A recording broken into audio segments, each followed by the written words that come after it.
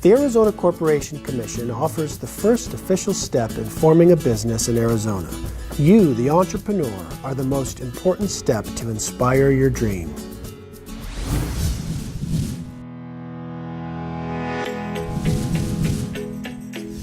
This opportunity to interview Mark Victor Hansen today, one of the authors of Chicken Soup for the Soul, a lifetime entrepreneur, someone who does it and writes about doing it.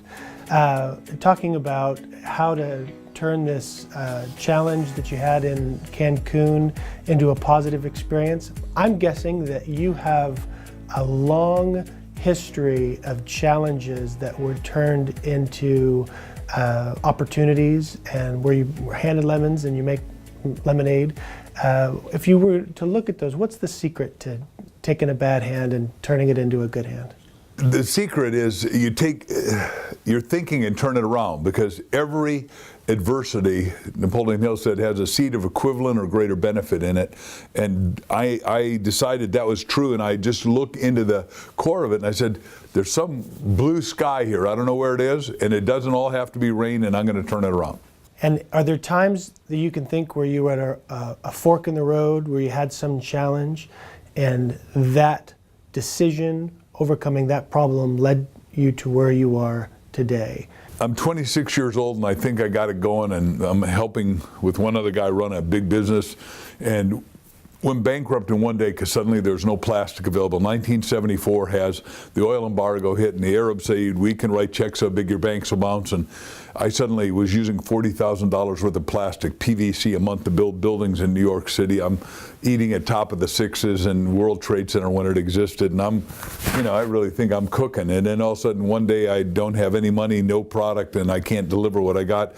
And so I had to go check a book out of the library because I had no money, how to go bankrupt by yourself. So it was my best, worst experience, and for 6 months I literally hid under the sheets. I was despondent, disconsolate, depressed, because I thought my self-worth and my net worth were the same. I now know they're not. So let's go before 26. When did you know you were an entrepreneur? I'm 9 years old, and my dad says, you can't have the bicycle you want. He'd taken us to Denmark, because that's where he was born, and Mom, and said, you've got to see what the old country's like. It's going to cost me everything I got, but I think you guys got to see how rough it was.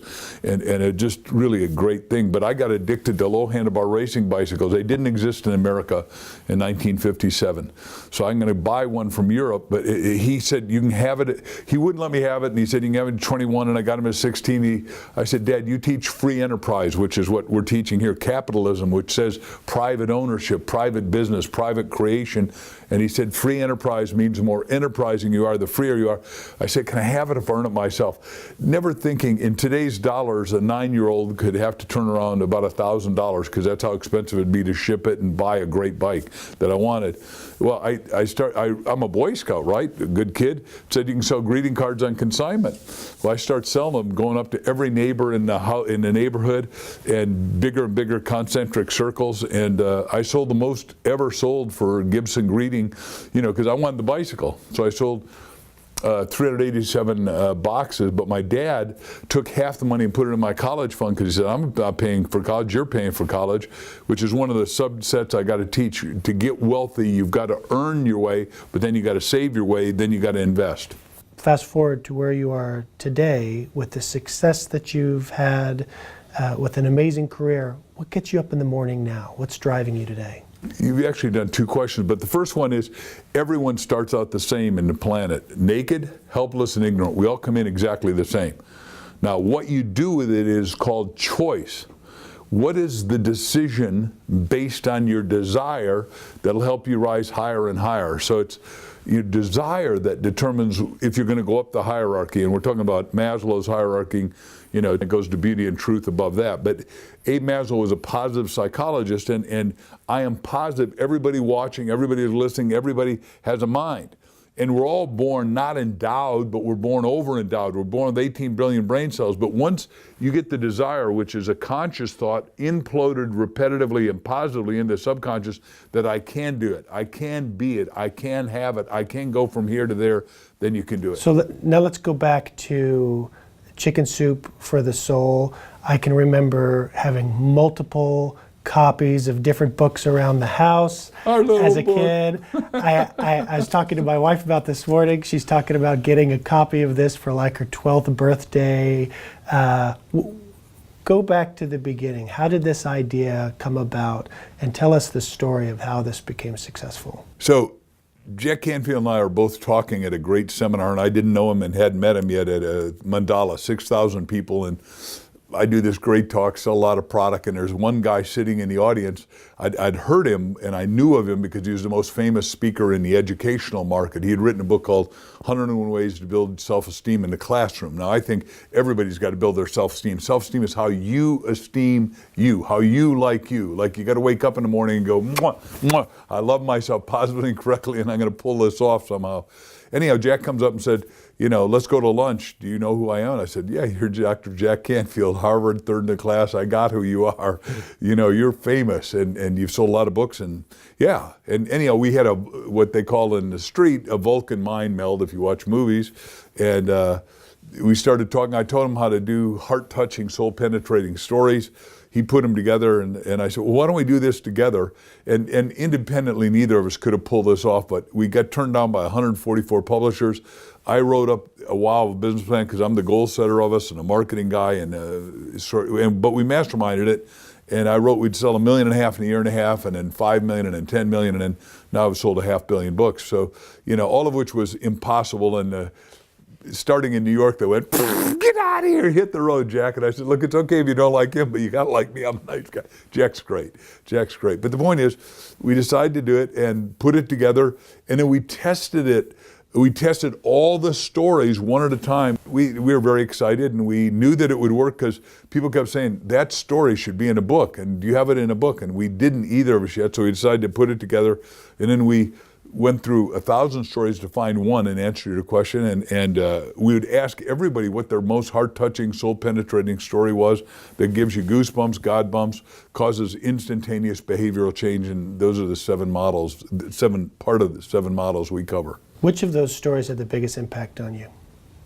Boy, it's so hard to do one because, as you can see in this, we've got a ton of them, and they're all wonderful stories that just, really do it for you. Let me just, wow, this is really good. I do a brother like that. There's no one that doesn't like this story, I don't think. This is done by our friend Dan Clark. He's a great speaker. You probably know him. He's in Utah. A friend of mine, Paul, received an automobile from his brother for Christmas present. On Christmas Eve, Paul came out of the office, and a street urchin was walking around a shiny new car, admiring it. He says, "Is this your car, mister?" He said, Paul nodded. He said, "My brother gave it to me for Christmas."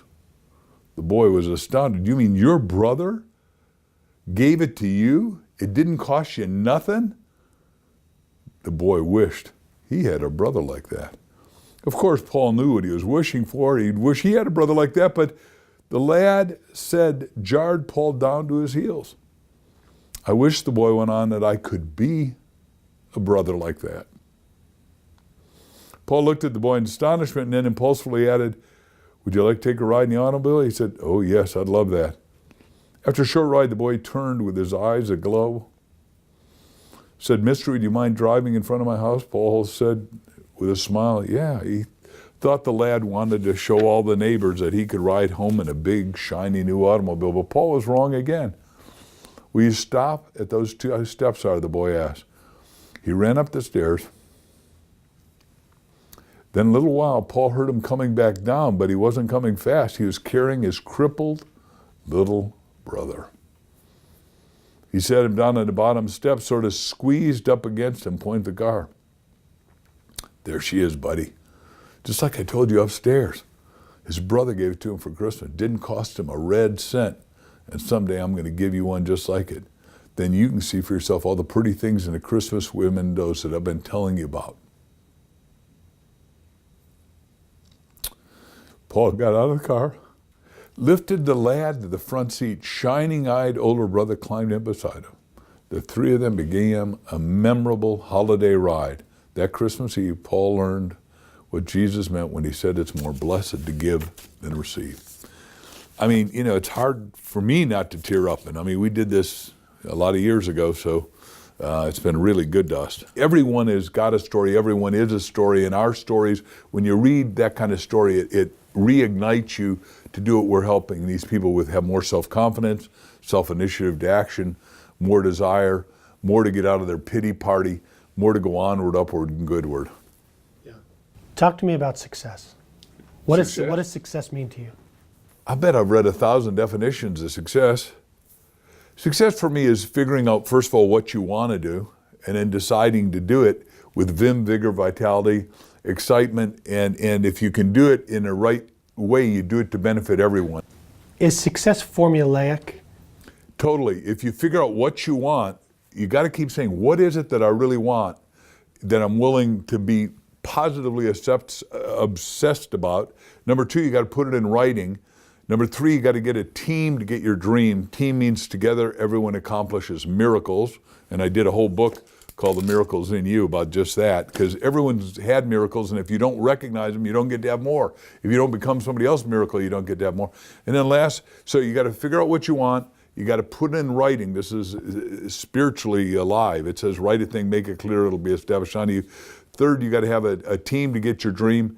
And then you got to visualize it. And what we did when I interviewed the 101 best-selling authors in the world, everybody, and that was number one on New York Times. And I didn't ask them how to write. I know how to write. I'm pretty good at that, I guess. Some people don't agree, but that's the way it goes. If you're big, you got arrows in your back. We cut out the New York Times with the guy who wrote The Road Less Travel, which is another Harvard guy, a psychiatrist, but he said you got to do PR every day. We cut out his, put in Chicken Soup with this old Mark and Jack. We put it on the mirror in my house, Jack's house, my bathroom mirrors in my office, bathroom mirrors in Jack's office, and made it colorful. So every time you went in there and you looked at yourself, you saw that you were number one before you became number one. And this is what the great author Neville says in his book Resurrection. He says, you got to live in the assumption of the wish fulfilled. And Napoleon Hill would say, you got to be there before you get there. And you go, wow, that's crazy. But Andrew Carnegie said, look, I'm going to be the world's biggest marketing and manufacturer of steel. I said, I'm going to be a world's best-selling author. And then Guinness Book of Records says, look, you sell 307 bestsellers, 500 million books, 500 million books. You know, we're going to sell billion. That was my goal. And it'll probably still happen. They're still going around the world. So it's cool. Everyone's got to decide, where is their evolution going to take them, not where you are. It doesn't matter where you are and what you haven't been and done and said. What do you want to be, do, and have? That's what matters. If somebody is looking for a path to success, what advice do you have for them? What direction do you have for them? The path is simple. You got to figure out what you want, and then you've got to put it in writing, even on a 3x5 card. And I teach audiences, I am so happy I am doing X. And what we wrote in 1 Minute Millionaire is the first line that I wrote is, there's a million ways to make a million. There's one right, easy, perfect, acceptable way for you. And being an entrepreneur isn't right for everyone. So how or is it? I mean, how does someone know if starting a business is the right path for them? You've got to have a mentor, somebody that'll take you step by step through the hierarchy, because a mentor compresses all that learning, because it's too hard to learn it all yourself. So let's talk about networking and finding a mentor. How does someone with no connections take those steps in order to create this network and be able to connect with people that can help them? Everyone's got infinitely more network than they think. If you got a cell phone and I type in contacts, and you go to the very bottom, it says exactly how many contacts you got. And you're never more than, they say, 6 people away from whoever you need to meet. And you know, once you start to use your network, my cliche is your network creates your net worth, how much your money is worth. And net worth is an inside-out job. You got to decide you're going to become a millionaire before you become one, or a billionaire, or whatever you want to do. If there's one piece of advice that we can give to somebody who's looking for a better life, what is that? Decide in favor of yourself that you're going to go pull off the miracle that you want, the dream that you want, the ideal, and you'll do it. Whether it's a financial goal, a health goal, a relationship goal, whatever kind of goal, pedestalize that in your mind. Make it the magnificent obsession you think about last thing at night and first thing in the morning before you wake up. Create your business entity by filing with us to create a corporation, nonprofit, or LLC. Visit ecorp.azcc.gov to learn more.